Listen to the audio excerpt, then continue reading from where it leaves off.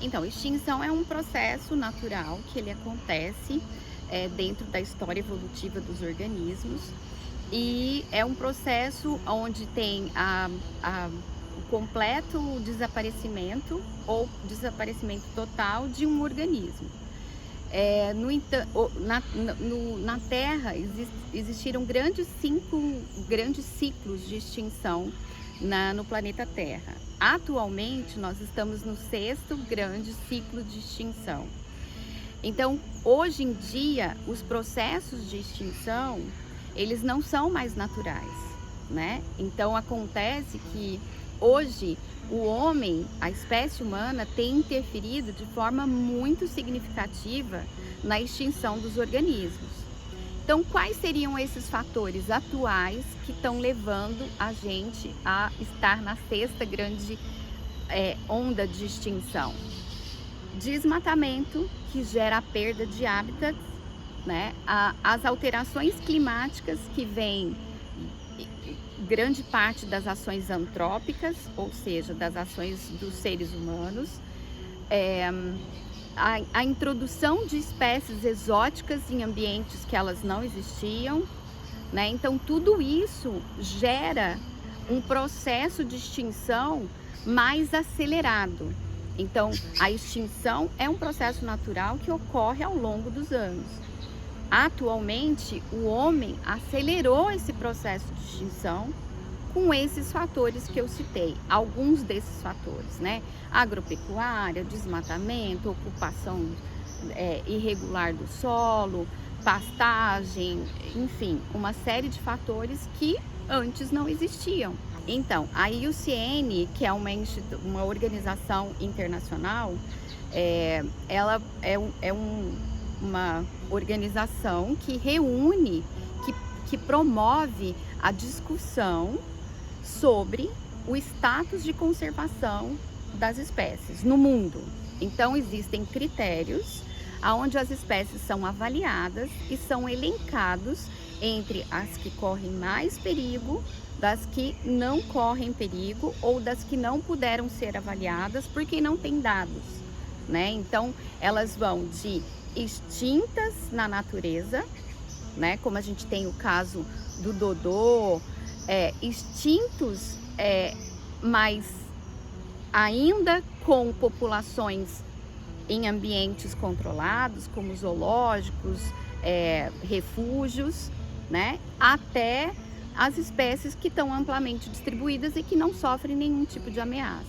Então, a IUCN é a responsável por elaborar essas listas de espécies. Essas listas, elas são mundiais, mas elas também podem acontecer localmente, nos estados, né? O estado do Pará, ele liderou, junto com o Museu Guild, há uns anos atrás, a elaboração dessa lista de espécies ameaçadas da fauna e da flora. Recentemente, essas listas elas precisam ser o tempo todo atualizadas, porque esses fatores e essas mudanças elas ocorrem a cada ano. A gente vê os números de desmatamento, eles aceleram com o passar dos anos, né? Então a gente tem essas listas, elas precisam ser atualizadas.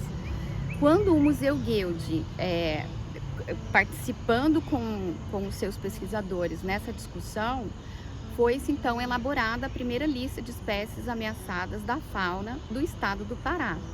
Então ali a gente discutiu, eu participei da elaboração dessa lista, a gente discutiu de acordo com os critérios mundiais propostos pela IUCN, dessa organização, e a gente então elenca as espécies que estão em algum tipo de perigo, né? Eu trabalho com répteis, então na lista de espécies ameaçadas do Pará, existe especialmente uma espécie que está com status de vulnerável, ou seja, que a gente precisa ter bastante atenção, que é um lagartinho que chama Stenocercus dumerilii. É um lagartinho que é endêmico aqui do Pará e do Maranhão. Então, espécies endêmicas, elas merecem uma atenção dos pesquisadores, sobre o grau de conservação delas. Porque se esses ambientes são extintos, né? Se essas florestas onde esses animais vivem, ou se essas áreas abertas onde esses animais vivem, por exemplo, em especial esse lagartinho, ele simplesmente vai extinguir, porque não existe esse lagarto em outro lugar no mundo, só existe aqui no estado do Pará e parte do Maranhão. Então é assim que são feitas as análises para se caracterizar, né, categorizar os níveis de ameaça de uma determinada espécie.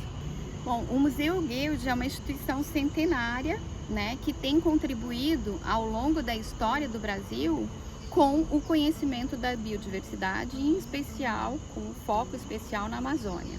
Então aqui existem pesquisadores de vários grupos animais, onde a gente mantém as coleções científicas, que é um patrimônio da humanidade. Essas coleções científicas e esses pesquisadores, que são sistematas e taxonomistas que descrevem a biodiversidade, a gente tem, e eu me enquadro nesse hall de pessoas, a gente tem participado em inúmeras oportunidades de listas estaduais e listas nacionais, né? Então o museu tem contribuído de forma bem ativa com a participação dos seus pesquisadores em listas estaduais ao longo do Brasil e em lista nacional.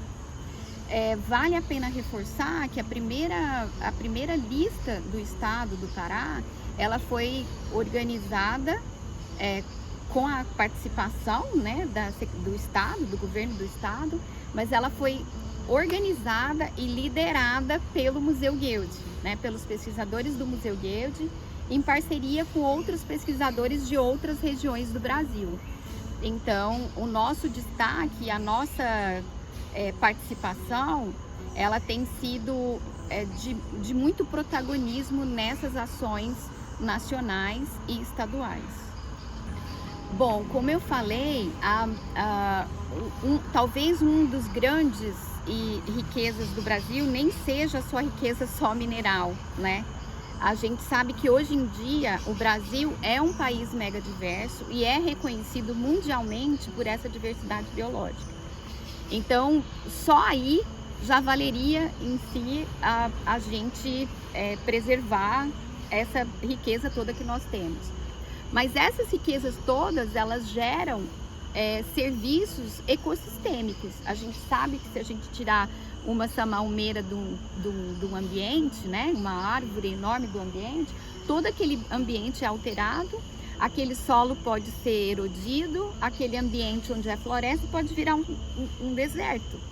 Então, o homem precisa aprender a preservar esses ambientes e, por consequência, a fauna associada àquele ambiente, porque isso tudo é equilíbrio, não é uma coisa para a gente ver num futuro. A preservação ambiental é uma coisa que tem que acontecer agora. A gente teve a pandemia como exemplo, nós estamos vendo essas alterações climáticas o tempo todo, a gente vê nos jornais que o mundo inteiro tem sofrido com essas alterações climáticas. Onde não é tão frio, está frio, onde não é tão quente, está muito quente. O Oceano Pacífico tem subido, né, o nível do Oceano Pacífico tem subido drasticamente todos os anos. Então isso tudo é mais do que um indicativo que os ambientes precisam ser preservados e que o homem precisa exercer a sua função de conservar esse ambiente que a gente vive, do que ainda resta. A grande questão atual dos biomas brasileiros é, de fato, as alterações antrópicas. Então, hoje, a gente tem a Mata Atlântica como o bioma com o maior número de espécies em extinção, né? Ou com algum grau de vulnerabilidade. Esse bioma é seguido pelo Cerrado e depois pela Caatinga, e a Amazônia ocupa o 4º lugar em termos de espécies com algum tipo de ameaça.